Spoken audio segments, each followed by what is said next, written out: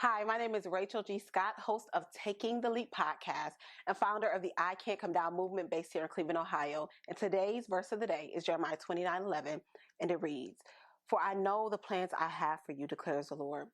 Plans to prosper you and not to harm you. Plans to give you hope and a future." I love this verse, but usually I focus more on the first part of the verse. However, more recently, my attention has been drawn to the second half, plans to give you hope and a future. Some versions say to give you an expected end.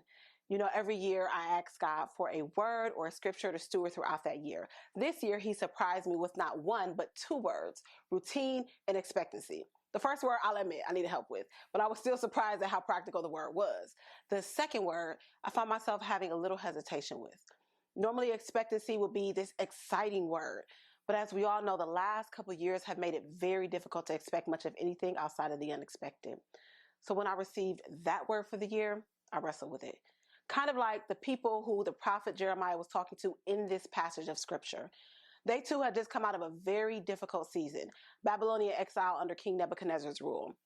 And they were hesitant when it came to planning for the future. God knew that they, just like many of us, had started to allow their experience to define their level of expectation.